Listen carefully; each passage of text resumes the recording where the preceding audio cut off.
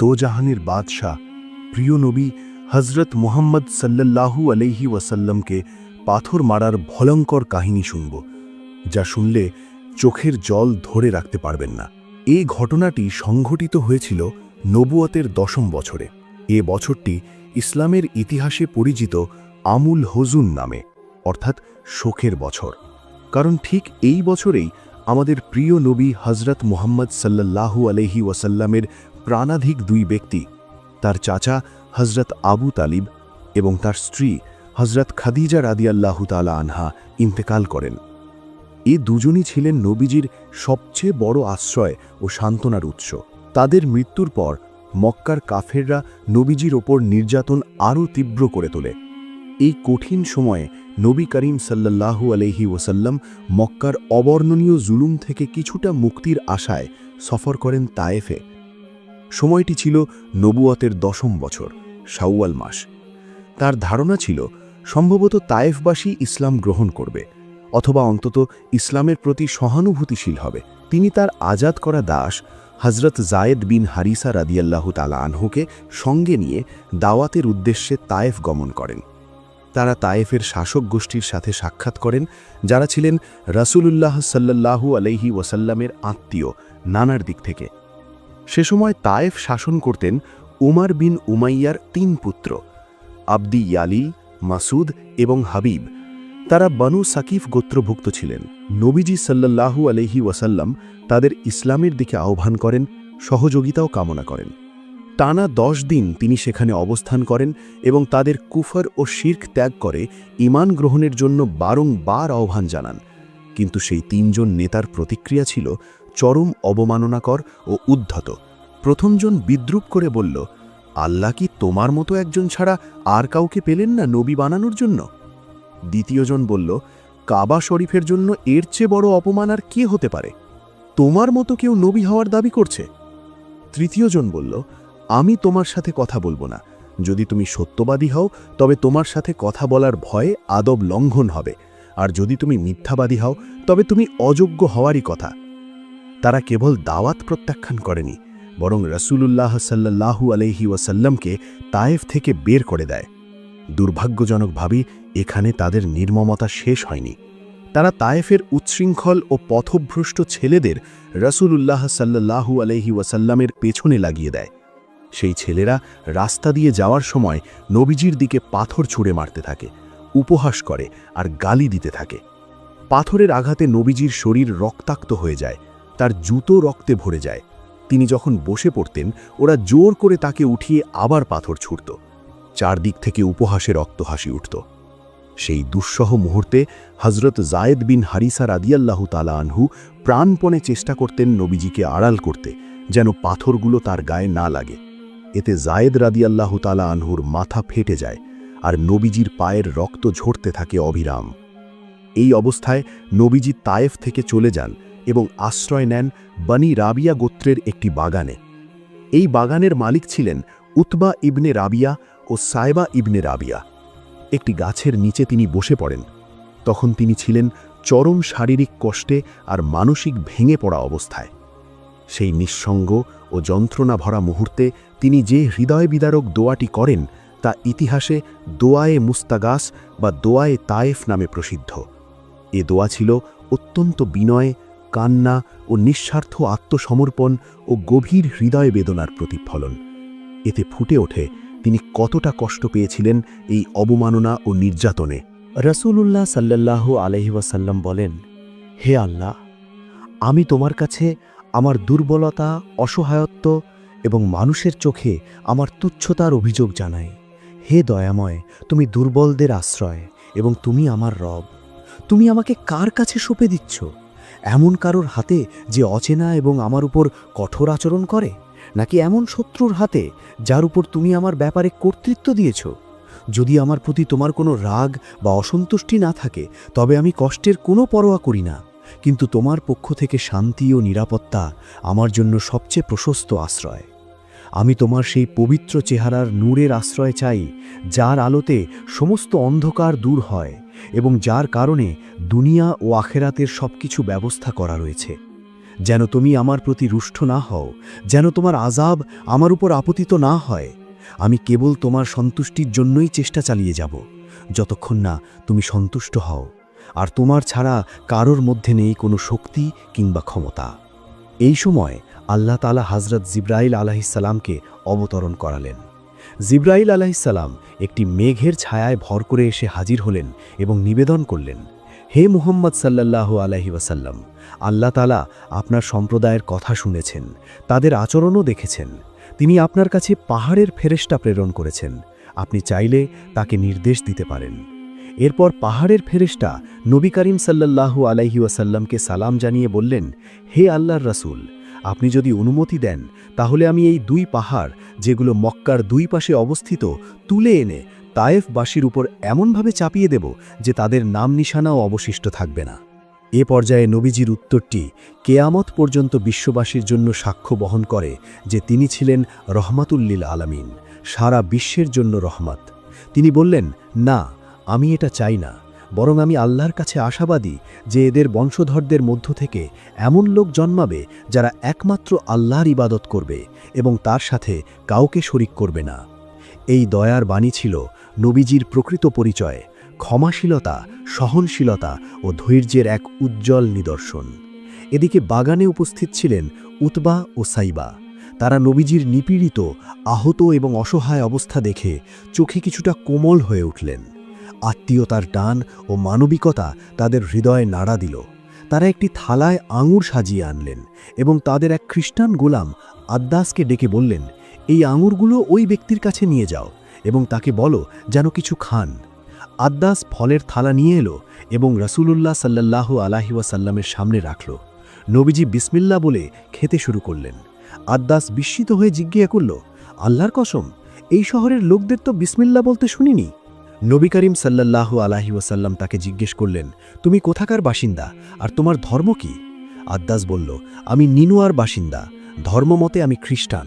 নবীজি বললেন, সেই নিনুয়া যেখানে আল্লাহর নবী ইউনুস ইবনে মাত্তা আলাইহিসসালাম থাকতেন? আদ্দাস বিস্ময়ে ভরে বলল, আপনি ইউনুস আলাইহিসসালামের কথা কিভাবে জানেন? রাসূলুল্লাহ সাল্লাল্লাহু আলাইহি ওয়াসাল্লাম বললেন, তিনি আমার ভাই ছিলেন, তিনি ছিলেন আল্লাহর একজন নবী, আর আমিও নবী। এ কথা শুনে আদ্দাসের চোখে জল এসে গেল। সে আবেগে নবীজির হাত, পা ও কপালে চুম্বন করল এবং উচ্চস্বরে ঘোষণা দিল, আশহাদু আল্লা ইলাহা ইল্লাল্লাহু ওয়া আশহাদু আন্না মুহাম্মাদান আবদুহু ওয়া রাসূলুহু। অর্থাৎ, আমি সাক্ষ্য দিচ্ছি আল্লাহর ছাড়া কোনো ইলাহ নেই এবং মুহাম্মদ সাল্লাল্লাহু আলাইহি ওয়াসাল্লাম আল্লাহর বান্দা ও রাসূল। যখন আদ্দাস ফিরে গেল তখন উতবা ও সাইবা তাকে বলল, তুমি ওই ব্যক্তির হাত পা চুম্বন দিচ্ছিলে? সতর্ক থাকো, সে যেন তোমাকে তোমার ধর্ম থেকে ফেরাতে না পারে। মনে রেখো, তোমার ধর্ম তার ধর্মের চেয়ে উত্তম। এরপর রাসূলুল্লাহ সাল্লাল্লাহু আলাইহি ওয়াসাল্লাম তায়েফ থেকে মক্কার পথে রওনা দেন। পথে তিনি কিছুদিন নাখলা নামক স্থানে অবস্থান করেন। এক রাতে তিনি নামাজে নিমগ্ন ছিলেন। ঠিক সেই সময় নাসিবিন নামক এলাকার জিনদের একটি কাফেলা সেখানে এসে পৌঁছায়। তারা কোরআনের তেলাওয়াত শুনে অভিভূত হয়ে পড়ে। কোরআনের আয়াত তাদের হৃদয় স্পর্শ করে। ফলে তারা সেখানে ঈমান গ্রহণ করে এবং নিজ সম্প্রদায় ফিরে গিয়ে ইসলামের দাওয়াত দেয়। রাসূলুল্লাহ সাল্লাল্লাহু আলাইহি ওয়াসাল্লাম তখন জানতেন না যে এই জিনরা এসেছিল এবং ঈমান এনেছে। পরে আল্লাহ তাআলা কোরআনের সূরা আহকাফে এই ঘটনা উল্লেখ করেন, তাদের আগমন, তেলাওয়াত শোনা ও ঈমান আনার বিষয়ে।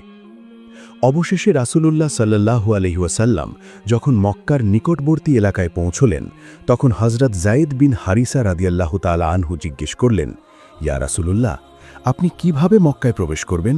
তারা তো আপনাকে বের করে দিয়েছিল। নবীজি বললেন, হে যায়েদ, নিশ্চয়ই আল্লাহ তাআলা কোনো না কোনো পথ খুলে দিবেন। তিনি তার দ্বীনের রক্ষক ও সাহায্যকারী এবং তিনি অবশ্যই তার নবীকে বিজয়ী করবেন, এ বিষয়ে কোনো সন্দেহ নেই। এরপর নবীজি হেরার কাছাকাছি পৌঁছে আখরাস ইবনে সুরাইখের কাছে বার্তা পাঠান, আপনি কি আমাকে মক্কায় আশ্রয় দিতে পারেন? আখরাস দুঃখ প্রকাশ করে বলেন, আমি কুরাইশদের মিত্র, তাই আপনাকে আশ্রয় দিতে পারব না। এরপর বার্তা পাঠানো হয় সুহেল ইবনে আমারের কাছে। তিনিও অনিচ্ছা প্রকাশ করেন। সবশেষে নবীজি মুতিম ইবনে আদির কাছে বার্তা পাঠান। মুতিম আনন্দের সাথে গ্রহণ করেন এবং তার ছেলেদের ও গোত্রের লোকদের একত্রিত করে সবাইকে অস্ত্রে সজ্জিত করেন। তিনি মক্কার প্রবেশদ্বারে দাঁড়িয়ে ঘোষণা দেন, হে কুরাইশবাসী, শুনে রাখো, আমি মোহাম্মদকে আশ্রয় দিয়েছি, কেউ যেন তার সঙ্গে কোনো প্রকার হস্তক্ষেপ না করে। এরপর তিনি নিজে নবীজিকে উটের পিঠে চড়িয়ে হারাম শরীফের দিকে নিয়ে যান। রাসূলুল্লাহ সাল্লাল্লাহু আলাইহি ওয়াসাল্লাম হারামে প্রবেশ করেন, হাজরে আসওয়াদ চুম্বন করেন, তাওয়াফ করেন, 2 রাকাত নামাজ আদায় করেন এবং নিজের ঘরে ফিরে আসেন। এই পুরো সময় জুড়ে মুতিম ইবনে আদি ও তার সন্তানরা নবীজিকে ঘিরে রাখেন এবং পূর্ণ নিরাপত্তা প্রদান করেন। মুতিম ইবনে আদির এই আশ্রয়দানের ঘটনা রাসূলুল্লাহ সাল্লাল্লাহু আলাইহি ওয়াসাল্লাম কখনো ভুলে যাননি। পরবর্তীকালে উহুদের যুদ্ধ ও বদরের যুদ্ধের সময় মুসলমানরা আল্লাহর কৃপায় অত্যন্ত শক্তিশালী হয়ে ওঠে, আর মুশরিকরা দুর্বল হতে থাকে। ফলে তারা পরিকল্পনা করতে থাকে মুসলমানদের চিরতরে ধ্বংস করে দেয়ার। 607 খ্রিস্টাব্দের জানুয়ারি মাসে কাফের ও মুশরিকরা সম্মিলিত শক্তিতে মদিনায় হামলা করতে রওনা হয়। মরুভূমি পার হতে গিয়ে তারা ক্লান্ত হয়ে পড়ে এবং সাময়িক বিশ্রাম নেয়। এই সংবাদ যখন নবীজির কাছে পৌঁছায়, তিনি সমস্ত সাহাবীদের একত্রিত করে বললেন, হে সাহাবীগণ, একদিকে আরবের সমস্ত মুশরিক জোটবদ্ধ হয়েছে, আর অন্যদিকে আমরা হাতে গোনা কিছু মুসলমান। হে সাহাবীগণ, এখান থেকে আল্লাহর পক্ষ থেকে সিদ্ধান্ত আসবে হক আর বাতিলের মধ্যে কে সত্য। সাহাবীরা ভাবতে লাগলেন, এত বিশাল বাহিনীর বিরুদ্ধে তারা কিভাবে প্রতিরোধ করবেন। ঠিক তখন সালমান ফার্সি রাদিয়াল্লাহু তাআলা আনহু পরামর্শ দিলেন, ইয়া রাসূলুল্লাহ সাল্লাল্লাহু আলাইহি ওয়াসাল্লাম, আমাদের মদিনা তো 3 দিক থেকে পাহাড়ে বিস্তৃত, কেবল একটি দিক খোলা। যদি আমরা সেই দিকটিতে একটি বড় খাল খনন করি, তাহলে শত্রুপক্ষ মদিনায় খোলামেলাভাবে আক্রমণ করতে পারবে না। হযরত সালমান ফার্সি রাদিয়াল্লাহু তাআলা আনহুর কথা শুনে নবীজি সাল্লাল্লাহু আলাইহি ওয়াসাল্লাম তখন বললেন, হে আমার সাহাবীগণ, তোমরা সকলেই যার যার সামর্থ্য অনুযায়ী কাজে লেগে পড়ো এবং সেখানে একটি বিশাল খাল খনন করে দাও, যাতে কাফের মুশরিকরা সরাসরি মদিনায় হামলা না করতে পারে। এরপর আল্লাহ রাব্বুল আলামিনের দয়ায় সমস্ত সাহাবায়ে কেরাম মিলে একসঙ্গে মদিনাকে রক্ষা করার উদ্দেশ্যে প্রায় 4.5 কিলোমিটার লম্বা এবং 4 মিটার গভীর একটি খাল খনন করল। খন্দকের যুদ্ধে কাফের মুশরিকরা মুসলমানদের বিরুদ্ধে আবু সুফিয়ানকে নিয়ে আসছিল, আর তার সাথে ছিল সেই সময়ের বিশ্বের সবচেয়ে বড় বীর ওমর বিন মারহাব। আরবের বড় বড় পালোয়ানরাও ওমর বিন মারহাবকে দেখে ভয় কাঁপত। ওমর বিন মারহাবের নেতৃত্বে কাফেররা মদিনার কাছে এসে দেখে প্রবেশপথে একটি বিশাল খাল খনন করা হয়েছে, যা দেখে তারা ভীষণ অবাক হয়। তখন ওমর বলল, এত বড় খন্দক এত সামান্য কয়েকজন মানুষ কিভাবে খনন করল? এবার আমরা কিভাবে মদিনার উপর আক্রমণ করব? এরপর তারা 6 সপ্তাহ পর্যন্ত মদিনার বাইরে থেকে সুযোগের অপেক্ষায় ছিল। পরে ওমর বিন মারহাব ঘোষণা করল, এটা আমাদের অপমান করার জন্য করা হয়েছে, আর আমি এখানে বসে থাকতে পারব না। আমি এখনই খাল টপকিয়ে মদিনায় ঢুকছি। তোমরা কেউ আমার সঙ্গে যেতে চাইলে আসতে পারো, আর না চাইলে এখানেই থাকো। আমি দেখব কিভাবে মদিনাবাসী আমার হাত থেকে বেঁচে যায়। ওমর খাল টপকিয়ে মদিনায় প্রবেশ করে জোরে চিৎকার করে বলল, হে মুসলমান মিথ্যাবাদীর দল, যদি কারো সাহস থাকে বেরিয়ে আসো, আমার সঙ্গে লড়াই করো, অথবা আমার হাতে মারা যাও। ওমর বিন মারহাবের গর্জনে সমস্ত সাহাবায়ে কেরাম দৃষ্টি নিচু করে চুপ করে থাকল। তখনই হযরত আলী রাদিয়াল্লাহু তাআলা আনহু সোজা হয়ে দাঁড়িয়ে বললেন, ইয়া রাসূলুল্লাহ, আমাকে অনুমতি দিন, আমি সেখানে গিয়ে ওমর বিন মারহাবকে হত্যা করে আসব। রাসূলুল্লাহ সাল্লাল্লাহু আলাইহি ওয়াসাল্লাম বললেন, হে আলী, তুমি বসে পড়ো। তুমি কি দেখতে পাচ্ছ না তোমার সামনে কে আছে? বিশ্ববিখ্যাত পালোয়ান ওমর বিন মারহাব তোমার সামনে। তুমি তার মোকাবেলা করতে পারবে না, কারণ তুমি তার প্রতিদ্বন্দ্বী নও, আর তোমার বয়সও এখনও কম। সেই সময় শেরে খুদা হযরত আলী রাদিয়াল্লাহু তাআলা আনহুর বয়স মাত্র 23 বছর ছিল। এরপর ওমর বিন মারহাব আবার চিৎকার করে বলল, হে মুসলমান কাপুরুষের দল, তোমাদের সেই জান্নাত কোথায় যেটির দাবি তোমরা করো? হেরে যাবার ভয় মাথা নত করছ, লজ্জা করে না? শহীদ হলেই জান্নাতে যাওয়ার আশা করো। তোমাদের মধ্যে কি এমন একজনও নেই যে জান্নাতের সুঘ্রাণ পেতে চায়? মুসলমানদের মধ্যে অনেক বড় বড় সাহসী পালোয়ান বসেছিল, কিন্তু কেউ নড়াচড়া করছিল না, সবাই চুপ ছিল। তবে আবারও বসে থাকতে পারল না শেরে খোদা হজরত আলী রাদিয়াল্লাহু তাআলা আনহু। তিনি আবার সোজা হয়ে দাঁড়িয়ে রাসূলুল্লাহ সাল্লাল্লাহু আলাইহি ওয়াসাল্লামকে বললেন, ইয়া রাসূলাল্লাহ, আমাকে শুধু অনুমতি দিন, আমি এই জালেম শয়তানের মুখ বন্ধ করে দেব। রাসূলুল্লাহ সাল্লাল্লাহু আলাইহি ওয়াসাল্লাম বললেন, হে আলী, তুমি বসে যাও, তুমি কি দেখতে পাচ্ছ না তোমার সামনে ওমর আছে? এরপর রাসূল নিজেই বললেন, কে এমন আছে যে এই কাফেরের মুখ বন্ধ করবে? এমন কথা শুনে সবাই নিজের নজর নিচু করল এবং বলল, ইয়া রাসূলাল্লাহ, আপনি কি জানেন না ওমর বিন মারহাব এক হাতে উটের বাচ্চাকে ধরে রাখে আর অন্য হাতে একসাথে শত শত শত্রুর উপর তরবারি চালায়? এই শয়তানের সাথে কে লড়াই করতে পারবে? এরই মধ্যে হযরত আলী রাদিয়াল্লাহু তাআলা আনহু তৃতীয়বারের মতো দাঁড়িয়ে বললেন, হে আমার আকা, আমাকে শুধু অনুমতি দিন, আমি এই কাফেরের মুখ চিরতরে বন্ধ করে দেব। তৃতীয়বার বলার পর রাসূলুল্লাহ সাল্লাল্লাহু আলাইহি ওয়াসাল্লাম হযরত আলী রাদিয়াল্লাহু তাআলা আনহুকে যাওয়ার অনুমতি দিলেন এবং বললেন, হে আলী, আমি যেন এটা শুনতে না পাই যে আমার আলী পরাজিত হয়ে এসেছে, আমি যেন শুনি আমার আলী বিজয় নিয়ে ফিরে এসেছে। অনুমতি পাওয়ার সঙ্গে সঙ্গে আলী রাদিয়াল্লাহু তাআলা আনহু এক হাতে ঢাল আর অন্য হাতে তরবারি নিয়ে ওমর বিন মারহাবের কাছে পৌঁছে গেলেন। ওমর বিন মারহাবের শরীর লোহা দিয়ে আবৃত ছিল, অর্থাৎ তার পোশাক ছিল লোহার তৈরি, এমনকি মাথার টুপি পর্যন্ত ছিল লোহার তৈরি। ওমর বিন মারহাব হযরত আলী রাদিয়াল্লাহু তাআলা আনহুকে দেখে বলল, তুমি কে হে যুবক? তুমি এখানে মরতে এসেছ? হযরত আলী রাদিয়াল্লাহু তাআলা আনহু বলেন, আমি কাররারে হায়দার, আমার মা আমাকে এই নামে ডেকেছে। হায়দার অর্থ খুব শক্তিশালী এবং দক্ষ সিংহ, আর কাররারে অর্থ ফিরে ফিরে আক্রমণকারী। এই জন্যই আমার উপাধি কাররারে হায়দার, অর্থাৎ ফিরে ফিরে আক্রমণকারী সিংহ। ওমর বিন মারহাব আবার বলল, তুই যেমন এসেছিস তেমনই ফিরে যা, কারণ আমি বাচ্চাদের মারতে চাই না। হযরত আলী রাদিয়াল্লাহু তাআলা আনহু বললেন, আমি তো তোকে মারতে এসেছি। এমন কথা শুনে ওমর খুব রাগান্বিত হয়ে এগিয়ে এসে হযরত আলী রাদিয়াল্লাহু তাআলা আনহুর উপর আক্রমণ করল। ওমর এত জোরে আঘাত করল যে হযরত আলীর ঢাল দুটুকরো হয়ে গেল এবং তরবারির আঘাত কিছুটা তার ঘাড় মোবারককে ক্ষতবিক্ষত করল। কিন্তু তখন হযরত আলী রাদিয়াল্লাহু তাআলা আনহু কাররারে হায়দার হিসেবে ফিরে ফিরে আক্রমণ করতে লাগলেন। তিনি ঘুরে দাঁড়িয়ে ওমর বিন মারহাবের উপর এত জোরে আঘাত করলেন যে ওমরের ঢাল দুটুকরো হওয়ার পাশাপাশি তার শরীরও উপর থেকে নিচ পর্যন্ত দুই ভাগে বিভক্ত হয়ে গেল। ইতিহাসে বলা হয়, এত শক্তিশালী তরবারির আঘাত কেউ কখনো দিতে পারেনি, কারণ আলীর এক আঘাতে ওমরের ঢাল ভেঙে যায়। এরপর হযরত আলী রাদিয়াল্লাহু তাআলা আনহু ওমরের লাশের উপর দাঁড়িয়ে বললেন, তুই কিভাবে আমার সঙ্গে মোকাবিলা করবি, পাথরের পূজারী? আরে আমি রব্বে মুহাম্মাদের গোলাম। পরের দিন রাসূলুল্লাহ সাল্লাল্লাহু আলাইহি ওয়াসাল্লাম সকল সাহাবায়ে কেরামকে উদ্দেশ্য করে বললেন, আমি কাল বিজয়ের পতাকা এক ব্যক্তির হাতে তুলে দেব। পরদিন সকালে রাসূলুল্লাহ সাল্লাল্লাহু আলাইহি ওয়াসাল্লাম হযরত আলীকে খুঁজতে বেরিয়ে পড়লেন, কিন্তু কোথাও তাকে খুঁজে পাওয়া যাচ্ছিল না। এরপর রাসূলুল্লাহ সাল্লাল্লাহু আলাইহি ওয়াসাল্লাম সকল সাহাবায়ে কেরামকে ডেকে বলেন, হযরত আলী কোথায়? তাকে ডেকে নিয়ে আসো। সাহাবায়ে কেরাম জানালেন, ইয়া রাসূলুল্লাহ সাল্লাল্লাহু আলাইহি ওয়াসাল্লাম, আলীর চোখে ঝাপসা দেখা যাচ্ছে, তিনি খুব অসুস্থ। এই কথা শুনে মুহাম্মদ সাল্লাল্লাহু আলাইহি ওয়াসাল্লাম বললেন, আলীকে নিয়ে এসো। এরপর তারা হযরত আলীকে নিয়ে এলেন। রাসূলুল্লাহ সাল্লাল্লাহু আলাইহি ওয়াসাল্লাম তার চোখ মোবারকে হাত বুলিয়ে দিলেন। সঙ্গে সঙ্গে হযরত আলী সম্পূর্ণ সুস্থ হয়ে উঠলেন। এরপর বিজয়ের পতাকা নিয়ে হযরত আলী রাদিয়াল্লাহু তাআলা আনহুর সাথে সমস্ত সাহাবায়ে কেরাম যাত্রা শুরু করলেন। সাহাবাগণ হযরত আলীকে দেখে তাদের মনের শক্তি ও অন্তরের সাহস আরও বৃদ্ধি পেল। হযরত আলী যখন ইহুদিদের দুর্গের কাছে পৌঁছলেন, তখন দেখলেন সেখানে প্রধান দরজাটি খুব বড় এবং বন্ধ ছিল। এটি খোলার জন্য ৭০ জন মানুষের প্রয়োজন হতো।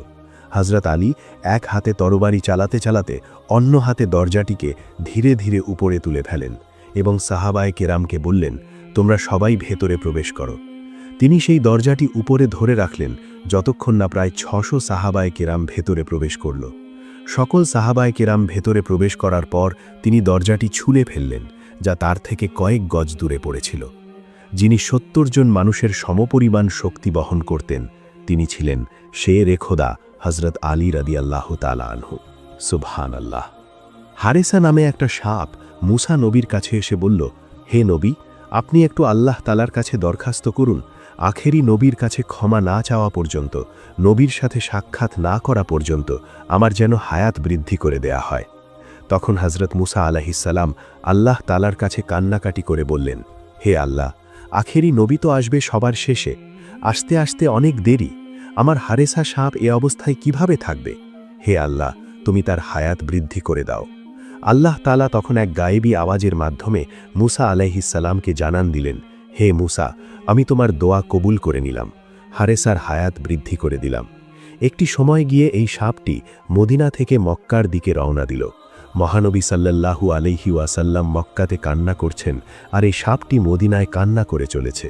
তখন এই সাপটি বুকের উপর ভর করে মক্কার দিকে রওনা করল আল্লাহর নবীর কাছে মাফ চাওয়ার জন্য। এই সাপটি 6 মাস পর্যন্ত বুকে ভর করে আবু জেহেলের বাড়ির সামনে গিয়ে ক্লান্ত অবস্থায় দাঁড়িয়ে গেছে, এবং ক্লান্ত হয়ে পড়ার কারণে আবু জেহেলের বাড়ির সামনে সাপটি ঘুমিয়ে পড়েছে। সকালবেলা সেই বেঈমান আবু জেহেল ঘর থেকে বেরিয়ে যখন তার বাড়ির সামনে সাপটিকে দেখল, তখন একটি লাঠি দিয়ে সাপটির গায়ে আঘাত করা শুরু করল। তখন সাপ আবার কান্না করে বলতে লাগল, হে আবু জেহেল, তুই আমাকে আর মারিস না, আমাকে একবারের জন্য নবীর সাথে দেখা করতে দে, একবার নবীর কাছে আমাকে যেতে দে, আমাকে মাফ চাওয়ার জন্য নবীর কাছে যেতে হবে। একবার যদি আমার নবী আমাকে মাফ করে দেয়, তারপরে তোর যত মন চায় আমাকে তত মারিস, আমি তোরে বাধা দেব না। আমার জীবনটা নষ্ট করিস না, একটু আমাকে যেতে দে, আমি নবীর সাথে দেখা করতে চাই।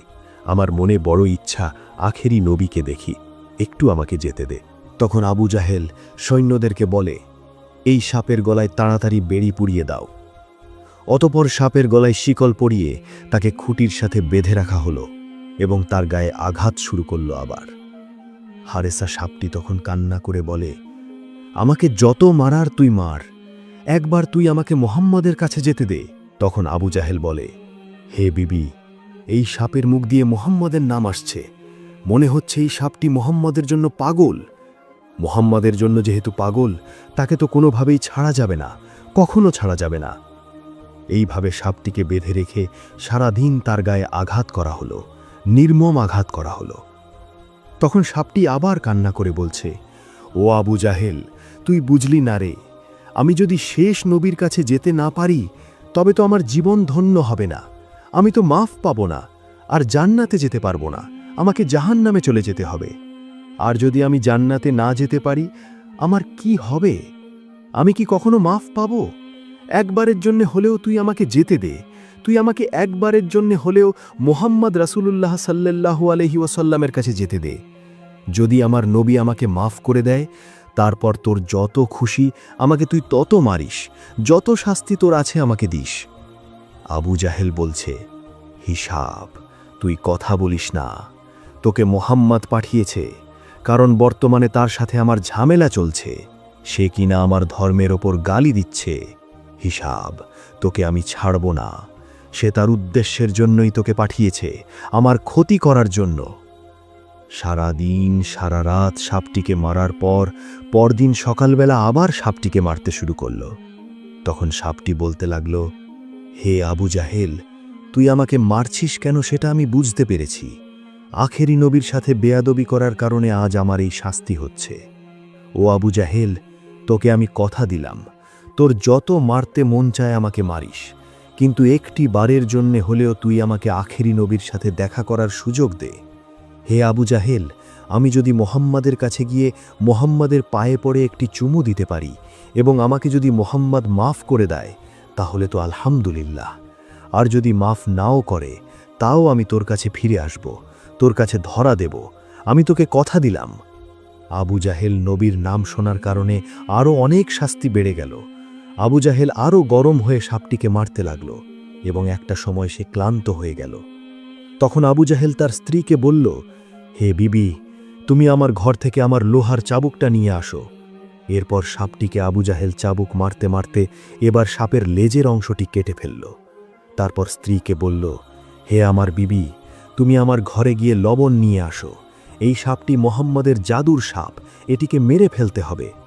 তখন লবণ এনে সাপের গায়ে লাগিয়ে দেওয়ার পর সাপটি ছটফট করতে লাগল, এবং সাপটি কান্না জড়িত কণ্ঠে বলতে লাগল, হে আবু জাহেল, তুমি আমার শরীর কেটে ফেলছ, আমার গায়ে লবণ লাগিয়ে দিয়েছ, আমি সহ্য করতে পারছি না, তবু এই রক্তমাখা শরীর নিয়ে তুমি একবার আমাকে আখেরি নবীর কাছে যেতে দাও, মুহাম্মাদের কাছে যেতে দাও, আমাকে ক্ষমা চাইতে দাও, আমাকে একটিবার যেতে দাও, শুধু একবার। তোমাকে কথা দিলাম, এরপর আমি ফিরে আসব। কিন্তু আবু জাহেল সাপের কথাটি মানল না। তারপর আরও একটি টুকরো করে ফেলল। এভাবে সাপটিকে মাঝখান থেকে যখন কাটা হয়, তখন সাপটি আর সহ্য করতে না পেরে মাটির সাথে মাথা লাগিয়ে দিল। তখন সাপটি কান্না করে আল্লাহকে বলতে লাগল, হে আল্লাহ, আমি বুঝে গেছি এই বেঈমান আবু জাহেল আমাকে ছাড়বে না।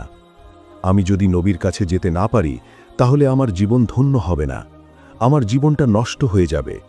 আমাকে আখেরি নবীর কাছে গিয়ে একটু মাখ চাওয়ার সুযোগ করে দাও, না হলে পরকালে গিয়ে আমি তো জাহান্নামের আগুন সইতে পারব না। হে আল্লাহ, তুমি যত শাস্তি দেয়ার আমাকে দাও। এরপর একটি পর্যায়ে আবু জাহেল সাপটিকে মেরে ফেলল। পুরোপুরি মেরে ফেলার পর আবু জাহেল তার স্ত্রীকে বলছে, এটি তো মুহাম্মদের সাপ, এটি মুহাম্মদের জাদুর সাপ, এটি আবার পুনরায় জীবিত হয়ে যেতে পারে, তাই এটিকে আগুনে পোড়ানো হবে। এটিকে যদি আগুনে পোড়ানো হয় তাহলে আর বাঁচতে পারবে না। এরপর সাপটিকে আগুনে পোড়াতে লাগল। যখন সাপটি পুড়তে পুড়তে আগুনে পুড়ে ছাই হয়ে গেল, সেই ছাইগুলোকে একটি পাতিলে নিল এবং পাত্রটির মুখ বন্ধ করে দেয়া হল। এইবার আবু জাহেল তার বিবিকে বলছে, হে বিবি, আমরা তো মুহাম্মদের জাদু সাপ পুড়িয়ে ফেলেছি, মেরে ফেলেছি, খতম করে দিয়েছি, শেষ করে দিয়েছি। এইবার মুহাম্মদকে দিয়ে পরীক্ষা করব, দেখব তার জাদুবিদ্যা কতটুকু রয়েছে। তাকে গিয়ে আমরা বলবো এই পাতিলের ভেতর কি রয়েছে। অতঃপর বেঈমান আবু জাহেল মহল্লায় ঘুরে ঘুরে মহল্লাবাসীকে বলছে, হে মহল্লাবাসীরা, আসো, তোমরা কি দেখবে? এই দেখো, মুহাম্মদ আমাকে মারার জন্য তার জাদুর সাপ পাঠিয়ে দিয়েছে, আমি সেটিকে মেরে ফেলেছি, সেটিকে পুড়িয়ে জ্বালিয়ে দিয়েছি। এই সব বলে আবু জাহেল মহল্লাবাসীকে বোঝাতে চাইছে যে মুহাম্মদের চাইতে তার ক্ষমতা বেশি। নাউজুবিল্লাহ। তখন আবু জাহেল তার সৈন্যদেরকে বলছে, চলো, আমরা এই সাপটিকে নিয়ে মুহাম্মদের কাছে যাব, তাকে কঠিন পরীক্ষা করব এবং বলবো এই পাতিলের ভেতর কি রয়েছে। সে যদি বলতে পারে তাহলে ভালো, আর যদি না পারে তাহলে আমরা যে শাস্তি দেব সেটা তোমাকে মাথা পেতে নিতে হবে। মহানবী সাল্লাল্লাহু আলাইহি ওয়াসাল্লাম বললেন, আমি যদি বলি এই পাতিলের ভেতর কি রয়েছে, তাহলে কি তুমি কালেমা পড়ে মুসলমান হবে? আবু জাহেল বলল, হ্যাঁ, তুমি যদি বলতে পারো পাতিলের ভেতরে কি রয়েছে, আমি অবশ্যই কালেমা পড়ে মুসলমান হয়ে যাব, আর যদি বলতে না পারো তাহলে কঠিন শাস্তি পেতে হবে। মহানবী সাল্লাল্লাহু আলাইহি ওয়াসাল্লাম বললেন, হে আবু জাহেল, তোমার পাতিলের ভেতরে কি রয়েছে সেটা আমি না বলে যদি এই পাতিলের ভেতরে যে জিনিসটি রয়েছে সে নিজের মুখে বলে, তাহলে কি হবে? তখন আবু জাহেল বলতে লাগল, তাহলে তো অনেক ভালোই হয়, ঘটনাটা আরও অনেক বেশি পরিষ্কার হয়ে যাবে। মহানবী সাল্লাল্লাহু আলাইহি ওয়াসাল্লাম তখন বললেন, ঠিক আছে, আমি তোমার চ্যালেঞ্জ গ্রহণ করলাম। পাতিলের ভিতরে কি আছে সেটা যদি বলতে না পারি, তোমরা যে শাস্তি দেবে সেটা আমি মাথা পেতে নেব। তখন আবু জাহেল মহল্লাবাসী সবাইকে সাক্ষী রাখল এবং বলল, হে মহল্লাবাসী, সবাই জেনে রেখো, যদি মোহাম্মদ বলতে পারে এই পাতিলের ভিতর কি আছে, তবে আমি মুসলমান হব, এবং সে যদি বলতে না পারে তাহলে তাকে কি শাস্তি দেব সে মাথা পেতে নেবে, সেটা তোমরা জেনে রেখো। চারদিকে অসংখ্য মানুষ দাঁড়িয়ে আছে। হযরত মুহাম্মদ সাল্লাল্লাহু আলাইহি ওয়াসাল্লাম তখন পাতিলের দিকে তাকিয়ে তার শাহাদাত আঙুলটি ইশারা করে বলতে লাগলেন, কে তুমি? কে? আমার আল্লাহর হুকুমে কথা বলা শুরু করো। তখন আল্লাহ তাআলা জিব্রাইল আলাইহিসসালামকে ডেকে বলছেন, হে জিব্রাইল, তুমি দেখো, আমার বন্ধু সে পাতিলের দিকে ইশারা করছে। আমার বন্ধু নবী যখন পাতিলের দিকে ইশারা করবে তখন তুমি সাথে সাথে হারেসা সাপটিকে আবার জীবিত করে দেবে। আল্লাহর হুকুম পেয়ে হযরত জিব্রাইল আলাইহিসসালাম সাপটিকে পাতিলের ভেতরে জীবিত করে দিলেন। এরপর মহানবী সাল্লাল্লাহু আলাইহি ওয়াসাল্লাম শাহাদাত আঙুলটি পাতিলের দিকে দেখিয়ে বললেন, কে তুমি? কে? আল্লাহর হুকুমে কথা বলো। এবার হারেসা সাপটি কথা বলতে লাগল। সাপ কান্না করে বলছে, নবীরও, আমি হলাম মুসা নবীর উম্মত, আমার নাম হচ্ছে হারেসা। হে নবী, আমি আপনার কাছে আসতে গিয়ে মদিনা থেকে বুকের ওপর ভর করে হাঁটতে হাঁটতে 6 মাস পর্যন্ত হাঁটার কারণে অনেক ক্লান্ত হয়ে গিয়েছিলাম। তখন আমি এই বেঈমানের সামনে একটু বিশ্রাম নিচ্ছিলাম, একটু ঘুমিয়ে পড়েছিলাম। এই বেঈমান সকালবেলা আমাকে দেখার পর আমাকে বেঁধে অনেক মেরেছিল। আমি তাকে অনেক বুঝিয়েছিলাম আপনার কাছে আসার জন্য যেন একটু আমাকে সুযোগ করে দেয়, কিন্তু এই বেঈমান আমার কোনো কথাই শোনেনি। আমাকে শিকল দিয়ে বেঁধে দিন রাত আঘাত করেছে, আমাকে মেরে ফেলেছে। একটি পর্যায়ে সে আমাকে জ্বালিয়ে দিয়ে ছাই করে সেই ছাইগুলি এই পাত্রটিতে ঢুকিয়ে রেখেছে। তখন বিশ্বনবী আবু জাহেলের দিকে তাকিয়ে বললেন, তুমি কি দেখেছ তোমার পাতিলের ভিতর কি রয়েছে? তখন আবু জাহেল তার হাত থেকে পাতিলটি ফেলে দিল। সাথে সাথে সাপটি পাতিল থেকে বের হয়ে আসলো। তখন সাপটি আবু জাহেলকে মারার জন্য দৌড়াতে লাগল। আবু জাহেল তখন দৌড়াতে দৌড়াতে বিশ্বনবীকে বলতে লাগল, হে মোহাম্মদ, তুমি তাড়াতাড়ি তোমার সাপটিকে থামাও। তখন বিশ্বনবী সাপটিকে লক্ষ্য করে বললেন, হে সাপ, তুমি থামো। তখন সাপটি নবীজি সাল্লাল্লাহু আলাইহি ওয়াসাল্লামকে বলল, নবী গো, আমি আপনার নাম চাপার কারণে অপরাধী হয়ে গিয়েছি। এই আবু জাহেল আমাকে এত বেশি আঘাত করেছে, এত বেশি কষ্ট দিয়েছে যে আমি বলে বোঝাতে পারবো না। তাই আজকে আমি ওকে শেষ করে ফেলব, আমি ওকে ধ্বংস করে দেব। আবু জাহেল তখন ভয়ে ভয়ে বলতে লাগল, হে মোহাম্মদ, কিছু তো বুঝতে পারছি না, আমার মনে হয় তোমার সাপ আমাকে মেরেই ফেলবে। এই বলে আবু জাহেল আবার দৌড়াতে লাগল। তখন সাপটি আবু জাহেলের পিছু পিছু যেতে লাগল। বিশ্বনবী সাপটিকে আবার বললেন, হে হারেসা, তুমি একে ছেড়ে দাও। নবীজির কথা শুনে সাপটি একবার সামনের দিকে তাকায়, আবার পিছনের দিকে তাকায়, এরপর জিভ্যাটা বের করে দিয়ে কান্না করতে লাগল। তখন বিশ্বনবী বলতে লাগলেন, হে হারেসা, তুমি আমার কাছে মাফ চাওয়ার জন্য এতদিন এত কষ্ট করেছ, যাও, আমি তোমাকে মাফ করে দিলাম। তখন হারেসা সাপটি কান্না করে বলতে লাগল, নবী গো, আপনি আমাকে মাফ করেছেন, আমার জীবন ধন্য হয়ে গেছে। এই বলে হারেসা পচা পানির দিকে রওনা করল। হারেসা সাপটি যাচ্ছে আর নবীর দিকে একবার তাকায়, আবার সামনের দিকে তাকায়। মহানবী সাল্লাল্লাহু আলাইহি ওয়াসাল্লাম তার চাচা আবু জাহেলের দিকে তাকিয়ে বললেন, চাচা, তুমি কি আর মানুষ হবে না? নবীজির কথা শুনে আবু জাহেল মাথা নিচু করে দাঁড়িয়ে রইল। এরপর নবীজি হারেসা সাপটিকে বললেন, তুমি কি মানুষ হতে চাও? সাপটি তখন বলল, নবী গো, আপনি আমাকে মাফ করে দিয়েছেন, এতে আমার জীবন ধন্য হয়ে গেছে। এখন যদি আমাকে আবার মানুষ বানিয়ে দেন, তাহলে এর চেয়ে ভালো লাগার খবর আমার জীবনে আর কি হতে পারে? সাল্লাল্লাহু আলাইহি ওয়াসাল্লাম আল্লাহর দরবারে মোনাজাত করে বললেন, হে আল্লাহ, তুমি আমার হারেসাকে মানুষ বানিয়ে দাও। তখন আল্লাহ রাব্বুল আলামিন নবীজির দোয়া কবুল করে নিলেন। হারেসা সাপ মানুষে রূপান্তর হয়ে গেল। কিতাবের ভেতর উল্লেখ রয়েছে, হারেসা মানুষ হবার পর তার বাকি জীবন বিশ্বনবীর খেদমতে কাটিয়ে দিয়েছেন। সুবহানাল্লাহ। এক রাতে হজরত মুহাম্মদ সাল্লাল্লাহু আলাইহি ওয়াসাল্লাম ও আম্মাজান আয়েশা রাদিয়াল্লাহু তাআলা আনহা গভীর ঘুমে নিমগ্ন রয়েছেন। মধ্যরাতে হঠাৎ করে হজরত জিব্রাইল আলাইহিস সালাম সেখানে এসে উপস্থিত হলেন এবং বললেন, হে আল্লাহর হাবিব, উঠুন। জিব্রাইল আলাইহিস সালামের আহ্বানে মহানবী সাল্লাল্লাহু আলাইহি ওয়াসাল্লাম ঘুম থেকে জাগ্রত হলেন। তখন হজরত জিব্রাইল আলাইহিস সালাম বললেন, মহান রব্বুল আলামিন তার রহমতের এবং মাগফিরাতের ৩০০টি দরজা খুলে দিয়েছেন। আর এই কথাটি বলেই হজরত জিব্রাইল আলাইহিস সালাম সেখান থেকে অদৃশ্য হয়ে গেলেন। এদিকে মহানবী সাল্লাল্লাহু আলাইহি ওয়াসাল্লাম দেখলেন, আম্মাজান আয়েশা রাদিয়াল্লাহু তাআলা আনহা তখনও গভীরে ঘুমিয়ে আছেন। তাই হজরত আয়েশা রাদিয়াল্লাহু তাআলা আনহাকে কিছু না বলেই নবীজি সাল্লাল্লাহু আলাইহি ওয়াসাল্লাম ঘর থেকে বের হয়ে গেলেন। এর বেশ কিছুক্ষণ পর আয়েশা রাদিয়াল্লাহু তাআলা আনহার ঘুম ভেঙে গেল। তিনি দেখলেন নবীজি সাল্লাল্লাহু আলাইহি ওয়াসাল্লাম তার পাশে নেই। কোথায় গেলেন নবীজি সাল্লাল্লাহু আলাইহি ওয়াসাল্লাম? আয়েশা রাদিয়াল্লাহু তাআলা আনহা ঘরের ভিতর তালাশ করতে লাগলেন। ঘরের মধ্যে না পেয়ে তিনি বাহিরে আসলেন। নবীজি সাল্লাল্লাহু আলাইহি ওয়াসাল্লামের অন্যান্য স্ত্রীগণের রুমেও খুঁজতে লাগলেন। কোথাও নবীজি সাল্লাল্লাহু আলাইহি ওয়াসাল্লামকে পাওয়া যাচ্ছে না। আয়েশা রাদিয়াল্লাহু তাআলা আনহা ভেবেছিলেন যে নবীজি নিশ্চয়ই চুপি চুপি অন্য কোনো স্ত্রীর রুমে গেছেন। যাই হোক, কোথাও না পেয়ে তিনি সোজা চলে গেলেন হজরত ফাতিমা রাদিয়াল্লাহু তাআলা আনহার বাড়িতে। ফাতিমা রাদিয়াল্লাহু তাআলা আনহাকে বললেন, হে ফাতিমা, তোমার আব্বাজানকে কোথাও খুঁজে পাচ্ছি না, তোমার বাড়িতে কি তোমার আব্বাজান এসেছেন? ফাতিমা রাদিয়াল্লাহু তাআলা আনহা তখন জবাব দিলেন, না, আব্বাজান তো এখানেও আসেননি। অতঃপর হজরত আলী রাদিয়াল্লাহু তাআলা আনহু নবীজিকে খোঁজার জন্য বের হয়ে গেলেন। হজরত আলী রাদিয়াল্লাহু তাআলা আনহুর সাথে হজরত হাসান, হুসেন রাদিয়াল্লাহু তাআলা আনহু, ফাতিমা রাদিয়াল্লাহু তাআলা আনহা ও আম্মাজান আয়েশা রাদিয়াল্লাহু তাআলা আনহাও বের হয়ে গেলেন নবীজি সাল্লাল্লাহু আলাইহি ওয়াসাল্লামকে খুঁজে বের করার জন্য।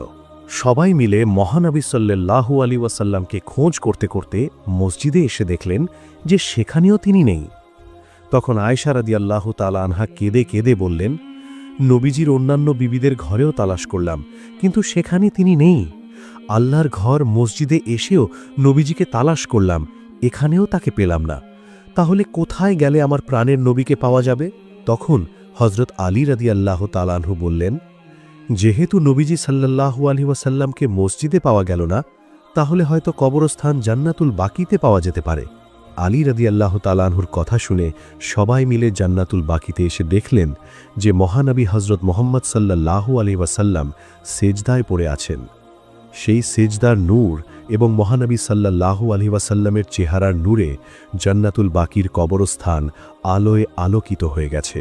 এরপর ফাতিমা রাদিয়াল্লাহু তাআলা আনহা মহানবী সাল্লাল্লাহু আলাইহি ওয়াসাল্লামের মাথার কাছে এসে উপস্থিত হলেন এবং বললেন, আব্বাজান, আপনার উপর কি কোনো ওহী নাজিল হয়েছে, নাকি কোনো শত্রুর ধাওয়া খেয়ে আপনি এখানে এসে আত্মগোপন করেছেন? তখন নবীজি সাল্লাল্লাহু আলাইহি ওয়াসাল্লাম সেজদা থেকে মাথা উঠিয়ে ফাতিমা রাদিয়াল্লাহু তাআলা আনহাকে বললেন, হে ফাতিমা, আমার উপর কোনো ওহী নাজিল হচ্ছে না। আমি কোনো শত্রুর ধাওয়া খেয়েও এখানে আত্মগোপন করিনি। হযরত জিবরাইল আলাইহিস সালাম আমার কাছে এসে আমাকে বলে গেছেন যে আজকের রাতে নাকি মহান রব্বুল আলামিন তার রহমত এবং মাগফিরাতের ৩০০টি দরজা খুলে দিয়েছেন।